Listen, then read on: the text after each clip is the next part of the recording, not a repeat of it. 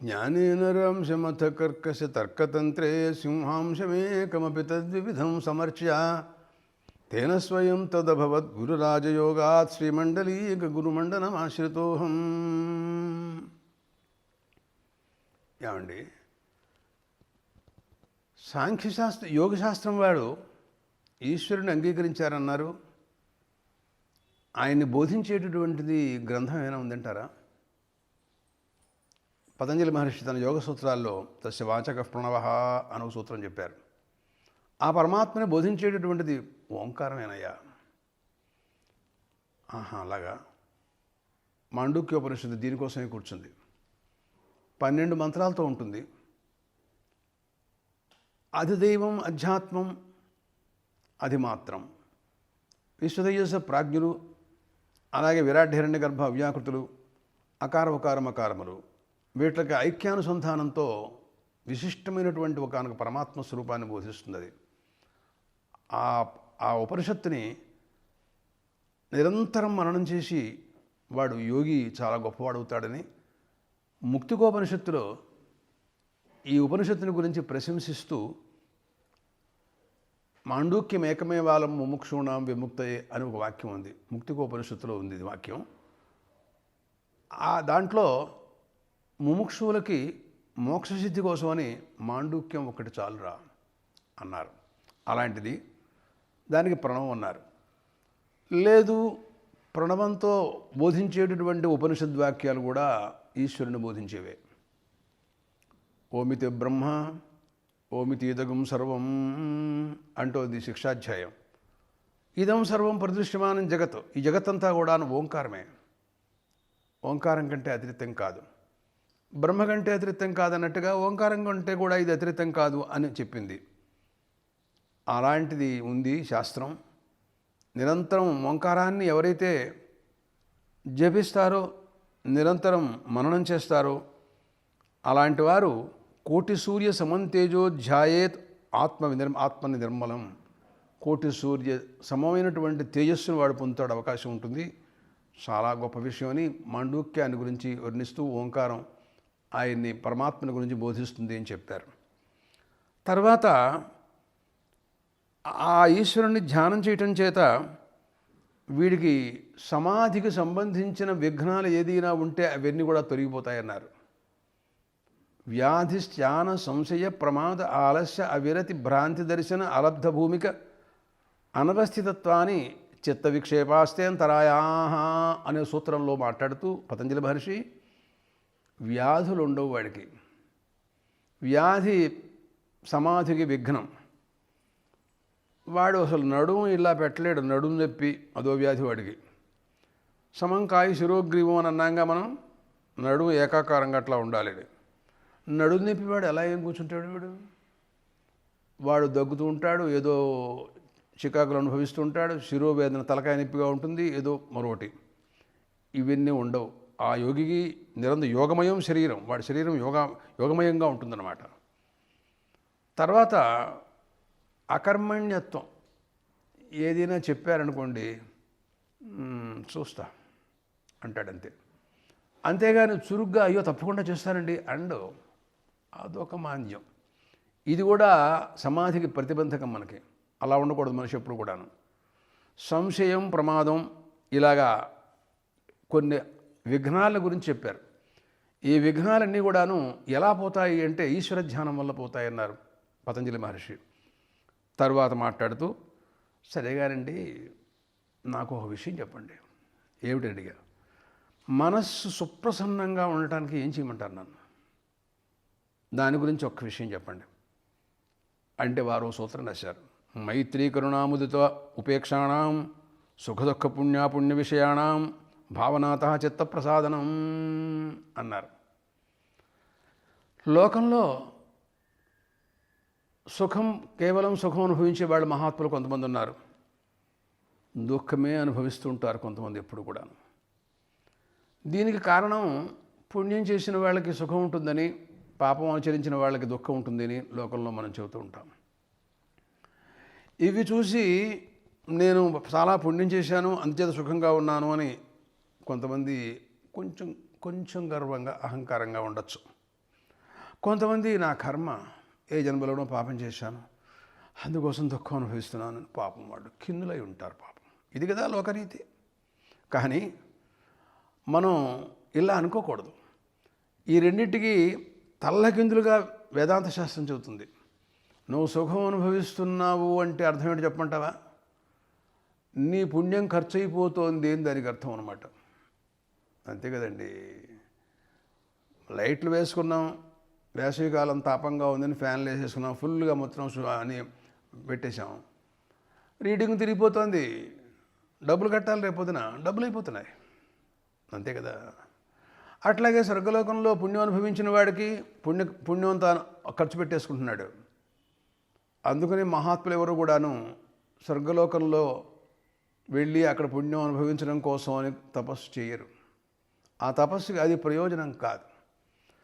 వారు విశ్వామిత్ర మహర్షి, ఆయన మహాపురుషుడు, వేల సంవత్సరాల సమాధిలో ఉన్నటువంటి మహాత్ముడు, బ్రాహ్మణ్యాన్ని పొందినటువంటి వాడు, గాయత్రీ మంత్ర ద్రష్ట.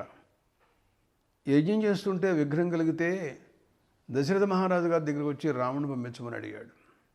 అయ్యో, ఆయన ఒకసారి కంటితో అలా చూస్తే మాడిపోతారు అందరూ కూడా. కానీ తపస్సు ఖర్చు అయిపోతుంది, దానివల్ల పుణ్యం పోతుంది, పుణ్యం ఖర్చు అయిపోతుంది కదా.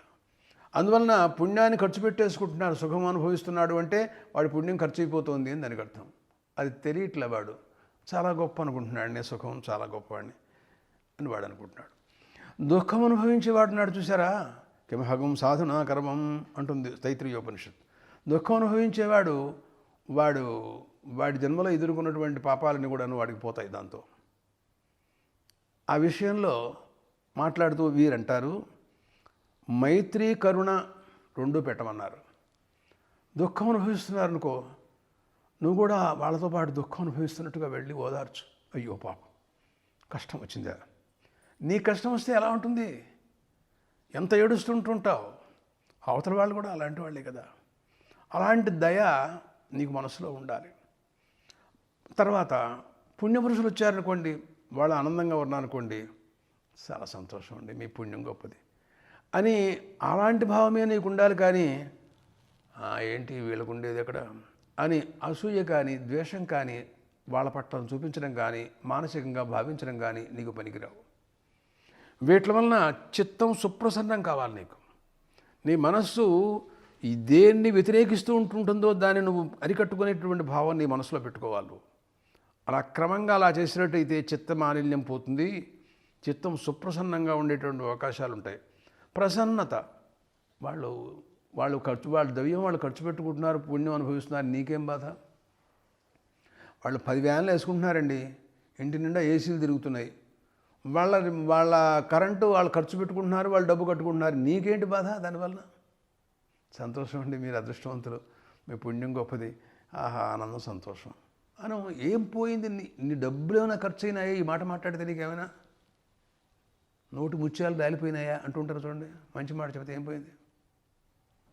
అలాగే దుఃఖం అనుభవిస్తున్నారనుకో, తిక్క తీరింది, వాళ్ళకి అట్టగే జరగాలి. చచ్చా చాలా తప్పు కదా. వాళ్ళకి మన ఓపెన్ మనకే వస్తుంది. అదే అన్నాడు ఒక చోట మాట్లాడుతూ భాగవతంలో, వాడి కాల్లో ముళ్ళు గుచ్చుకున్నప్పుడు కానీ అవతల వాడి కాల్లో ముళ్ళు గుచ్చుకున్నప్పుడు కలిగే బాధ తెలియదురా అన్నాడు. వాడు పాపం విలవిల్లాడుతున్నాడు. వాడిని చూసి నీకు మైత్రి దయ అయ్యో అని ప్రయత్నం చేయి, తీయటానికి ఏదైనా ఉపశమనం వాడికి ఏర్పాటు చేయి. అంతేగాని మరో రకంగా ఉండము. ఒక ఈర్ష్యలు రాగద్వేషాదులు ఇవి మనం తొలగించినట్లయితే నీ మనసులో ఉండే మాలిన్యాలన్నీ కూడాను పోయే అవకాశం ఉంటుంది. సుప్రసన్నంగా ఉంటుంది నీ మనస్సు. అలాంటిది ఉంటే బాగుంటుంది అన్నారు. తర్వాత మాట్లాడుతూ, ఏమండి ఇంత కష్టపడి మేము గొప్పగా సమాధిలో ధ్యానం చేస్తున్నాం, దానివలన వచ్చే ఫలములు ఏదైనా కొన్ని గురించి చెప్తారా అని అడిగారు మహర్షిని. చెప్తాను వినమన్నారు. మనం ఈ యోగ ప్రభావం వలన కొన్ని దృష్ట ప్రయోజనాలని పొందడం కోసమని ఈ యోగం బయలుదేరలేదు అసలు. అయినా ఇప్పుడు ఎలా ఉంటుందంటే, కొంత ఏదో మానవుడిని ఉత్సాహపరచడం కోసమని కొన్ని ప్రయోజనాలు వాళ్ళకి ఇస్తున్నట్టుగా కనపడకపోతే వాళ్ళు దాంట్లో ప్రవర్తించరు. కాబట్టి వేదం కూడా మీరు కర్మల్లో ప్రవర్తించండి, మీకు ఈ ఫలాలు ఇస్తాను అని వాళ్ళని ఎట్లాగోట్లా ప్రవర్తింప చేస్తుంది. మందు తాగటం ఇష్టం లేకపోయినా పిల్లాడికి బెల్లపగడ్డ పెడతాను, లేకపోతే అది పెడతానని చెప్పి ఎట్టాగోటా మందు పోస్తుంది తల్లి. బెల్లపగడ్డ పెడదామని ఉద్దేశం కాదు, మందు పోయటంలో తాత్పర్యం. అట్లాగే యోగాభ్యాసానికి చిత్తవృత్తే ప్రధానమైనటువంటి లక్ష్యం, సమాధి కుదరటమే లక్ష్యం.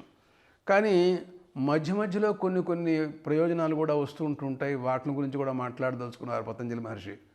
ఇప్పుడు చూడండి, ఒక ఆపస్తమ్మ మహర్షి ఒక మాట అన్నారు. ధర్మం ఆచరించే వారికి ఆమ్రే ఫలార్థే నిర్మితే ఛాయాగంధ అవనోత్పద్యతే ఏవం ధర్మం చర్యమాణం అర్థకామా అవనోత్పద్యతే అన్నారు ఆయన. ధర్మం ఆచరించే వారికి అనుకోకుండా వాళ్ళు కొన్ని పుణ్యాలు, కొన్ని లాభాలు కూడా కనపడుతూ ఉంటుంటాయి. మామిడి చెట్టు వేశాడు, వాడు మామిడి పళ్ళు పొందాలి అని, మామిడి తోట మామిడికాయలు పండించాలని, ఆ పండు అనుభవించాలని, అందరికీ ఇవ్వాలని వాడి కోరిక.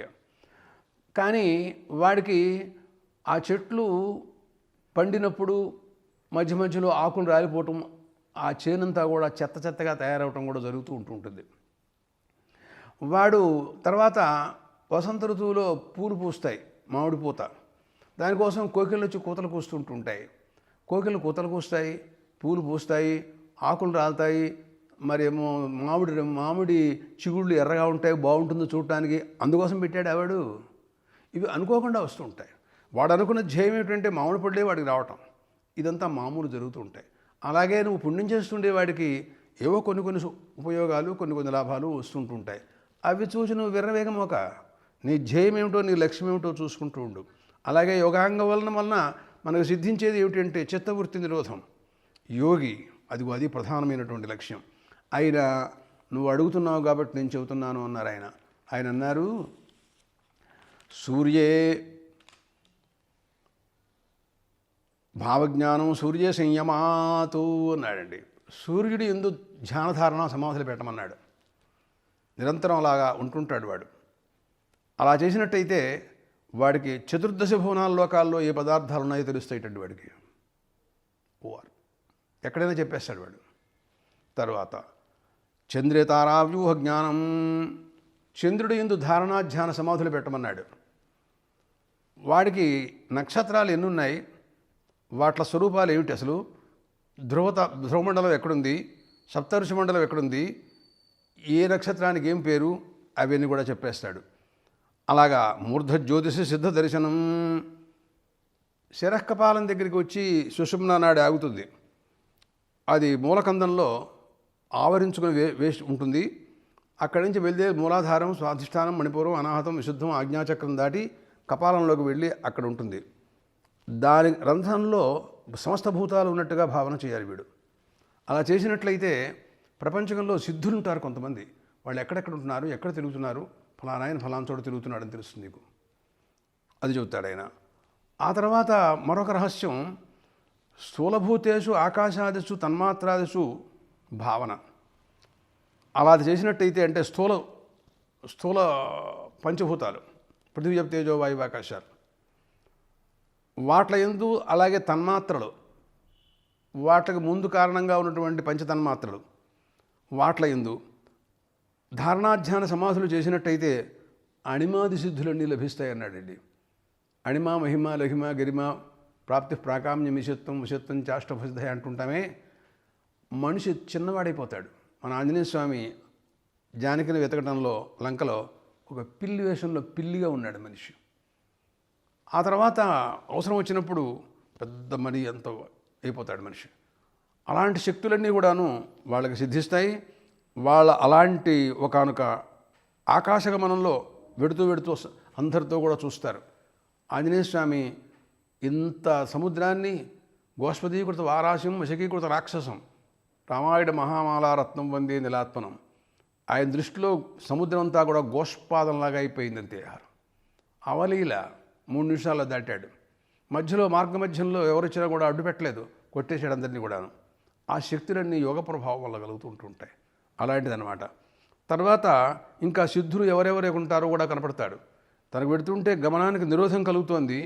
ఏమిట్రా అని చూశాడు, తెలుసు ఒక రాక్షస కూడా వస్తుందని పెట్టేసి తెలుసుకున్నాడు ఆయన. ఇలాంటి జ్ఞానాలన్నీ కలుగుతూ ఉంటుంటాయి. తర్వాత ఇంకొక రహస్యం, బంధకారణ శైథిల్యాత్ ప్రచార సంవేదనాచ్చ చిత్తస్య పరవశీకార అని ఒకానొక యోగ సూత్రం. ఈ యోగ సూత్రం వలన మనస్సుని తీసుకువెళ్ళి పరకాయ ప్రవేశం అంటారు దీన్ని. వీడు ఇట్లా ఉంటూనే ఉంటాడు ఇక్కడ, వీడు ఇంకో శరీరంలో ప్రవేశిస్తాడు. అది ఎలా జరుగుతుంది అని అడిగాడు. ప్రాణాయామాదుల చేత మనస్సు ఎప్పుడు కూడా ఎలా ఉంటుందంటే ప్రాణాధీనంగా ఉంటుంది. ప్రాణబంధనగమ్య సోమ్యమనః అంటుంది ఛాందోగ్యోపనిషత్తు.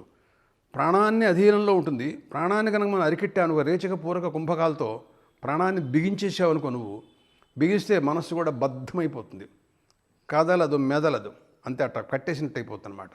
సమాధి వశం వలన అలా ఉంటాడు వాడు. దానివలన చిత్తస్య నాడీ ప్రవేశ జ్ఞానం. తర్వాత ఈ చిత్తం ఎక్కడికి వెడుతోంది, ఎక్కడ తిరుగుతోంది లోపల అనేది నీకు తెలియాలి. మనకేం తెలుసు ఏం జరుగుతుందో లోపల. ఒక్క విషయం మాత్రం వేదాంత శాస్త్రం రాస్తున్న మాట ఏమిటంటే, సుషుప్తి కాలంలో పురీతత్తులో ప్రవేశిస్తుంది అని ఒక మాట రాస్తుంటారు. ఒక బ్రహ్మసూత్రాల్లో కూడా ఉంది.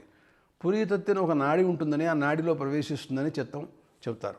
కానీ అట్లా కాదు, ఇంకా అనేక నాడుల్లో ప్రవేశిస్తూ ఉంటుంది. నీకు ఆ విజ్ఞానం అంతా కూడా తెలియలా. అలా తెలిసినట్టయితే ఆ చిత్తం ఇప్పుడు ఎక్కడ ఉందో దాన్ని పట్టుకుని ఆ చిత్తాన్ని తీసుకెళ్ళి నేను ఇంకో శరీరంలో పెట్టాలి. ఇప్పుడు చూసావు, మనకు ఒక వస్తువు ఏదైనా ఒక ఉంగరం కానీ ఏదో గడియారం కానీ ఎక్కడుందో వెతుకుతున్నాం. అక్కడి నుంచి తీసి ఇక్కడ పెట్టుకుంటే నాకు కళ్ళకి కనపడుతూ ఉంటుంది, వెళ్ళేటప్పుడు నేను పట్టుకెళ్ళడానికి సౌకర్యంగా ఉంటుంది. ఎక్కడో వెతకడం అంటే కష్టం, సిద్ధం చేసుకుంటూ ఉంటాను చూడు ఒకప్పుడు పనులు. అలాగా మన మనస్సుని కూడా తీసుకెళ్ళి ఇంకో శరీరంలో పెట్టాలంటే ఇది ఎక్కడుందో నీకు తెలియాలిగా ముందు. అందుకోసం ఏ నాడుల్లో సంచరిస్తుందో నీకు తెలియాలి ముందు. ఎన్ని నాడులు ఉన్నాయి, ఏ నాడుల్లో ఇది సంచరిస్తూ ఉంటుంది, అన్నింటిలో సంచరిస్తుందా లేక కొన్నింటిలో సంచరిస్తుందా, ఇంకా అదంతా తెలియాలి. ఏం చేస్తాడంటే దాన్ని తన రంధ్రం శిరస్సు భాగాన్ని భేదించి దాంట్లోంచి బయటకు వచ్చేస్తాడు. వీళ్ళకి 2 మార్గాలు చెబుతారు. ఏమిటంటే, జీవుణ్ణి మొట్టమొదట్లో ఒకానొక పిండంలాగా తయారు చేశాడని, మన గణపతి తయారు చేయడానికి ఒక మట్టి శుద్ధని పెట్టినట్టుగా దాంట్లో ముక్కులు ఇలా నొక్కితే ముక్కు కనపడుతూ ఉంటుంది మనకి, ఒక మామూలుగా చేస్తాం. అట్లా ఒక పిండాన్ని తయారు చేసినట్టుగాను ఐతరేయోపనిషత్తు చెబుతుంది ఇదంతాను. దాని తర్వాత దాంట్లో తను ప్రవేశించడానికి 2 మార్గాలు చెబుతుంది అది. ఒకటి శిరస్సు, ఒకటి పాదం.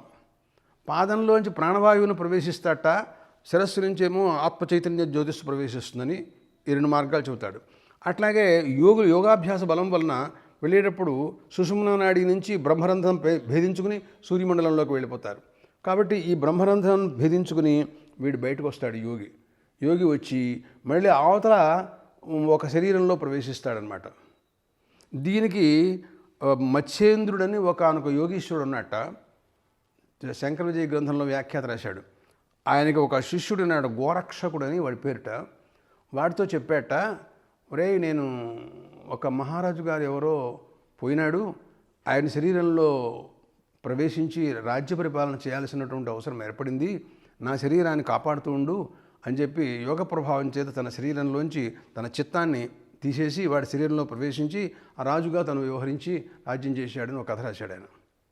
శంకర భగవత్పాదులు వారు ఆయన సరస్వతితో వాగ్వాదం చేసినప్పుడు, ఈయన సన్యాసి సర్వజ్ఞుడైనప్పటికీ కూడాను కామశాస్త్రం తెలిసి ఉండదు, దాంట్లో కొన్ని ప్రశ్నలు వేసి ఈయన్ని చెప్పమంది. ఆయన చెప్పను అంటే సర్వజ్ఞత్వానికి భంగం, చెబితే సన్యాసాశ్రమానికి భంగం, ఏం చేయాలో తెలియలేదు. అప్పుడు నాకు 2-3 మాసాలు టైం ఇవ్వాల్సింది అని అడిగి అప్పుడు ఆయన తను శరీరాన్ని, భౌతిక శరీరాన్ని ఇలా యోగ ప్రభావం చేత శిరస్సులోంచి తీసేసేసి, అమరకుడని ఒక మహారాజు ఉంటే ఆ రాజుగారు పోయినాడని చెప్పుకుంటున్నారు ఆ రోజుల్లో, ఆయనలో ప్రవేశించి అక్కడికి వెళ్ళిన తర్వాత రాజ్య పరిపాలన చేశాడని ఒక కథ ఉన్నది. అట్లా వీళ్ళు ఈ యోగ ప్రభావం చేత ప్రకాయ ప్రవేశం అంటారు దీన్ని. ఇదే కాకుండా ఒకానొక శరీరంలో కాకుండా చాలా శరీరాల్లో కూడా ప్రవేశిస్తారు వీడు. కాయ వ్యూహ ప్రక్రియ అంటారు దీన్ని. సో దీంట్లో బ్రహ్మసూత్రాల్లో కూడా వస్తుంది. అంటే ఏమిటి తెలుసా అండి, వీడు ఇక్కడే కూర్చుంటాడు అంటే అది కేవలం చివరిలో ప్రారంధ కర్మలన్నింటినీ ఒకేసారి అనుభవించడం అనే ఒక పక్షం లేండి. అది అంటే ప్రారంధ కర్మ క్రమంగా అనేక జన్మల్లో కూడా అనుభవించి దాన్ని పూర్తి చేసుకోవడం అనేది ఒక పక్షం. ఎందుకు అంతకాలం ఒకేసారి మనం చూద్దామని వీడు ఇక్కడ కూర్చుండగానే తర్వాత ఇతని జ్ఞానం కలిగిన తర్వాత ఇంకా ఎన్ని జన్మలు ఉన్నాయి అని చూసుకుని యోగ ప్రభావం చేత ఆ శరీరాన్ని అప్పుడే తను సృష్టించి వాటిల్లో తనే ప్రవేశించి అంతటా కూడా సంచరిస్తుంటాడు. ఒక రాజు శరీరంలో ఉంటాడు, ఒక ఆడ శరీరంలో ఉంటాడు, ఇంకొక బ్రాహ్మణ శరీరంలో ఉంటాడు, లేదా ఒక ఏనుగు శరీరంలో ఉంటాడు, అన్నింటిలోనూ ప్రవేశిస్తాడు. అదే అంటారు ఆత్మనో వై శరీరాన్ని బహూని భరతర్షభ యోగీ కుర్యాత్ బలం ప్రాప్య తైశ్చ సర్వైర్ మహించరేత్. అన్నింట్లలోనూ సంచరిస్తుంటాడు తనే. అన్నింటికి సంబంధించి ఒకనొక సమష్టి ఒక చిత్తం ఉంటుందిట. అంటే అన్ని శరీరాల్లో ఏమేమి తను అనుభవిస్తున్నాడో చెప్పడానికి అది. ఇదంతా వాడు చెప్తారు. ఆ ప్రక్రియ అంతా బ్రహ్మసూత్రాల్లో ఉంది. ప్రాప్నుయాద్ విషయాన్ కమిశ్చిత్ ఉగ్గం తపశ్చరేత్. ఒకనొక చోటకు వెళ్ళి ఒకడు తపస్సు చేస్తుంటుంటాడట. వాడు ఈయనే తపస్సు చేస్తుంటాడు. ఒకడు రాజుగా ఉంటాడు, ఒకడు ఒకనొకప్పుడు మరొక రకంగా ఉంటాడు. మళ్ళీ అయిపోయినప్పుడు సూర్యుడు సాయంకాలం తన కిరణాలన్నింటినీ ఉపసంహరించున్నట్టుగా ఆ శరీరాలన్నింటినీ ఉపసంహరించుకుంటాడు మళ్ళీ వీడు. యోగ ప్రభావం వలన జరుగుతూ ఉంటాయి ఇవన్నీ కూడా అని చెప్పారు.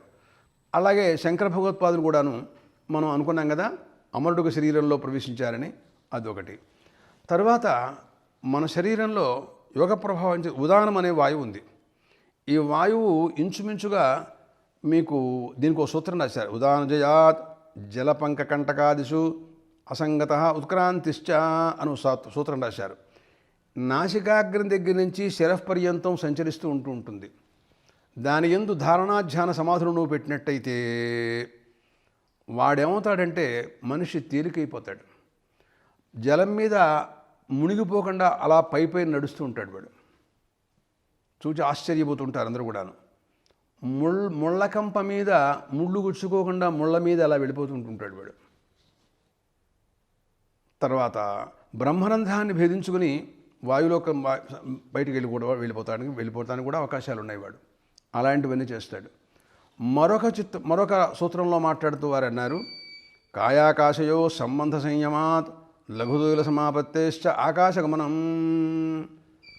పక్షుల్లాగా ఆకాశంలో సంచరించే విధానం ఏమిటి? పక్షులు అలా తేలిగ్గా వెళ్ళిపోతాయి.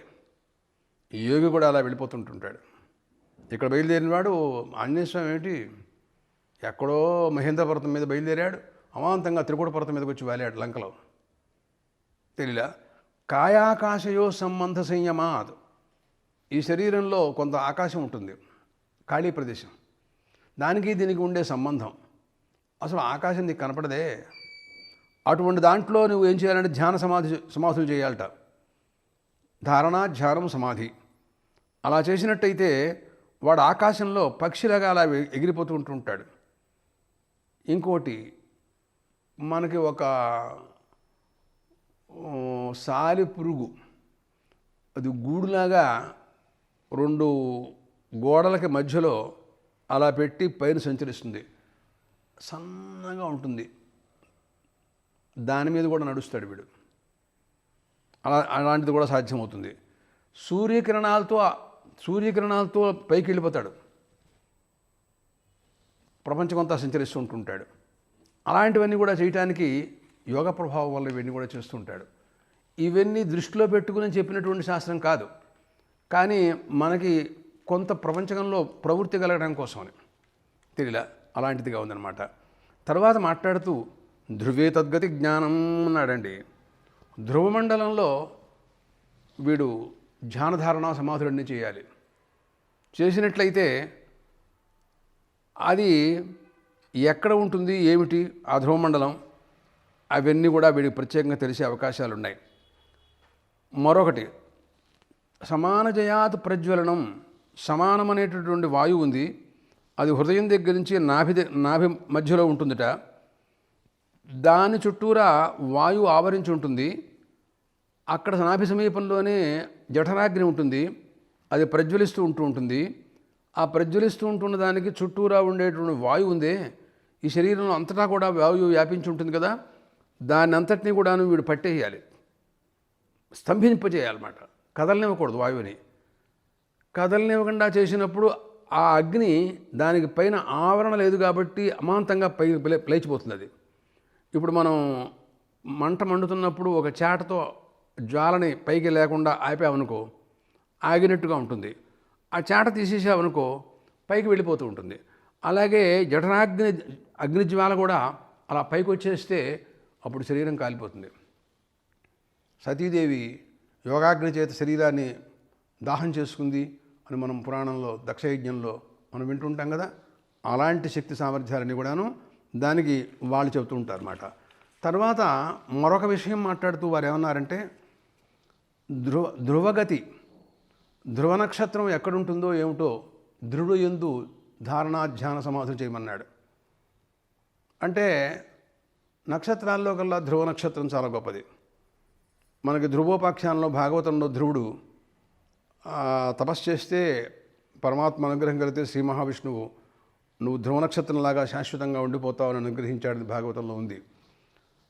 ఇది మనకి వివాహ కాలంలో వధూవరులకు ఉభయులకి కూడాను ధ్రువ నక్షత్రం దర్శనం చేయిస్తారు.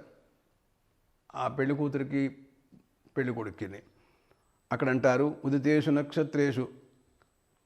అక్కడ ఒక సూత్రకారుడు కల్పసూత్రకారుడు మాట్లాడుతూ అన్నారు, ఆయన ఈ పాణిగ్రహణ కాలంలో ఈ ధ్రువక్షతిర్ధ్రువజో నిర్ధ్రువమసి ధ్రువత స్థితం త్వన్నక్షత్రాణం మేత్స్యసమాపాహి పృతన్యత అని మంత్రంతో చేస్తారు. కల్పసూత్రకారుడు అన్నారు అక్కడ ఉదితేషు నక్షత్రేషు ప్రాచీముదీచీం వా దిశముపనిష్క్రమ్య ఉత్తరాభ్యాం యథాలింగం ధ్రువమరుంధతీంచ దర్శయతి అన్నారు ఆయన.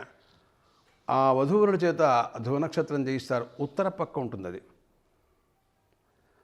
ఆ ధ్రువ నక్షత్రాన్ని గురించి మాట్లాడుతూ అంటుంది మంత్రం చెబుతుంది, ఓ ధ్రువ నక్షత్రమా, నువ్వు శాశ్వతమైనటువంటి దానివి. నువ్వు మిగతా నక్షత్రాలకు అన్నింటి కూడా నువ్వు కట్టుకుయ్య లాంటిది అనుకో. చేలో పశువులన్నిటి కడతారు.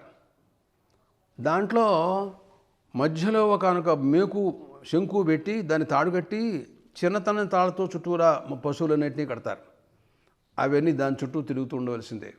అట్లా నక్షత్రాలు గ్రహాలు అన్నీ కూడాను నువ్వు చుట్టూ తిరుగుతుంటుంటాయి కదా, అలాంటి దానివి నువ్వు అని ఆ ధ్రువ నక్షత్రాన్ని గురించి అవి ఎక్కడ తిరుగుతాయి, అన్నింటికీ ఇది ఎలా ఆధారమై ఉంటుంది అనేటటువంటి జ్ఞానం అంతా కూడా ఆ ధ్రువ నక్షత్రం పట్ల ధారణాధ్యాన సమాధులు కనుక పెట్టినట్టయితే సమస్తమైనటువంటి గ్రహాలు నక్షత్రాలు అన్నీ కూడా వాటి స్వరూపాలన్నీ కూడా తెలుస్తాయి. వాడికి ఎక్కడెక్కడ ఏ నక్షత్రం తిరుగుతూ ఉంటుందో అవన్నీ కూడా వాడు తెలుసుకుంటూ ఉంటాడు.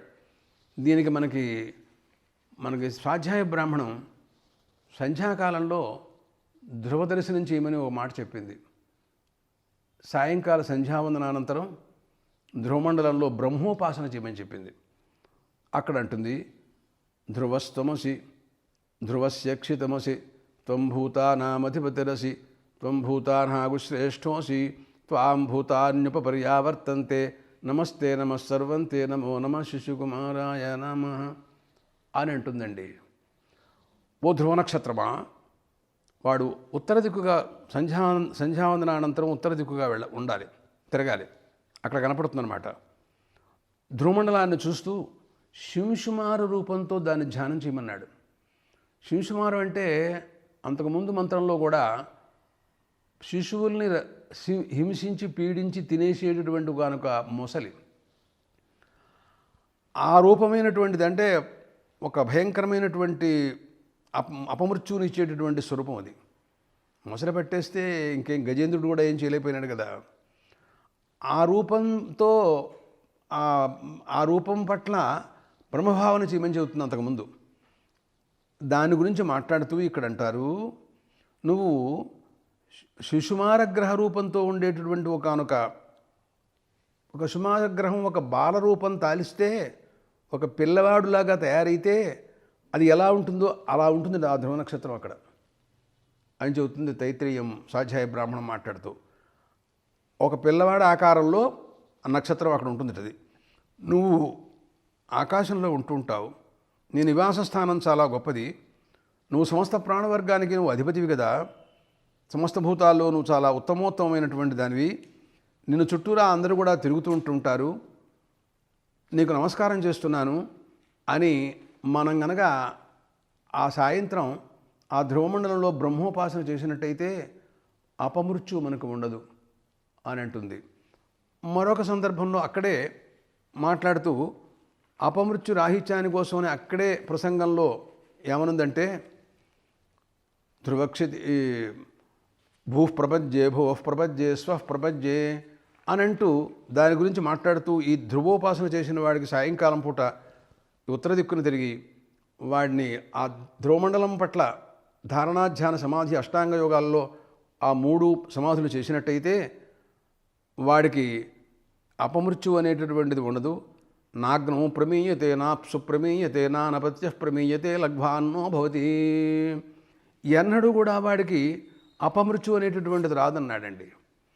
శాక్వరమే శిశుమారం, మంచి శక్తి సంపన్నమైనటువంటిదిట. దాన్ని ధ్యానం చేసినట్టయితే ఆ ధ్యాన ప్రభావం వలన ఎలా ఉంటుంది అని మనం అడిగినట్టయితే అపపునరం మృత్యుంజయతి జయితే స్వర్గంలోకం, స్వర్గలోకాన్ని కూడా వాడు జయిస్తాడండి. అపమృత్యు అనేటువంటి సహజంగా మనందరికీ తెలుసు. అమాంతంగా ఏది ఎప్పుడు ఏ సమయానికి మనకు వస్తుందో మనకే తెలియదు. అపపునరం మృత్యుంజయతి జయితే స్వర్గంలోకం నాధ్వని ప్రమీయతే నాగ్నౌ ప్రమీయతే నాప్సు ప్రమీయతే నానపత్య ప్రమీయతే లగ్భాన్నో భవతి అని అంటుందండి. అంటే అతను ఎన్నడూ కూడాను ఉదకాల్లో పడిపోయి నీళ్లలో పడిపోయి చచ్చిపోయినాడండి. చెప్పదు. అటువంటి మాటలు మనం వినకూడదు అసలు. ఇటువంటి ఉపాసకుడికి ఎప్పుడు కూడా జరగదు. తర్వాత నాగ్నౌ ప్రమీయతే అగ్నిలో పడిపోయి దాహానికి గురైపోయినాడండి. వద్దు, అలాంటి మాట చెప్పమాక నాకు. నాప్సు ప్రమీయతే నానపత్య ప్రమీయతే అనపత్యసన్న ప్రమీయతే, సంతానం లేకుండా పోయినాడండి. వద్దు, అలాంటి మాటలు కూడా చెప్పొద్దు. లఘ్వాన్నో భవతి అన్నాడు. వాడికి ఎక్కడికి వెళ్ళినా కూడా అన్నం సిద్ధంగా ఉంటూ ఉంటుంది. అన్నానికి లోటే ఉండదు ఇలాంటి ఉపాసకుడు. అలాంటి గ్రహం ధ్రువగ్రహం, దాన్ని నిరంతరం ఉపాసన చేసి బ్రహ్మదృష్ట్యా ఉపాసన చేసినట్టయితే, యోగ ప్రభావం చేత ధారణాధ్యాన సమాధులు చేసినట్టయితే ఇటువంటి ప్రయోజనాలన్నీ కూడాను సమకూరుతాయి అనే విషయాన్ని ప్రాసంగికంగా పతంజలి మహర్షి మనకి తెలియజేశారు. దీనివలన ఇవన్నీ ఈ ప్రయోజనాలు ఉంటాయి కాబట్టి యోగాభ్యాసాన్ని చేయమంటున్నారనే ఉద్దేశం మాత్రం కాదు. చిత్తవృత్తి నిరోధమే లక్ష్యం. దానివలన అష్టాంగ సిద్ధులు సిద్ధించినట్టయితే వారికి సమాధిలో 1000 సంవత్సరాల సమాధులు అలా ఉంటారు. తర్వాత వారి మనస్సు ప్రసన్నమవుతుంది. దృశ్యతే త్వగ్రియా బుద్ధ్యా సూక్ష్మయా సూక్ష్మదర్శి కఠోపనిషత్తు. ఏకాగ్రమైనటువంటి చిత్తం. అలాంటి చిత్తంతో నిరంతరం వేదాంత శ్రవణం చేసినట్టయితే, శ్రవణ మనన నిధ్యాసనాలు కనుక లభించినట్టయితే నీకు బ్రహ్మజ్ఞానం కలిగి ఉత్తమోత్తమైనటువంటి స్థితిలో నువ్వు ముక్తులయ్యే అవకాశం ఉంటుంది. మోక్ష సాధనంగా పతంజలి మహర్షి ఈ విజ్ఞానాన్ని అంతటినీ కూడా మనకిచ్చారు.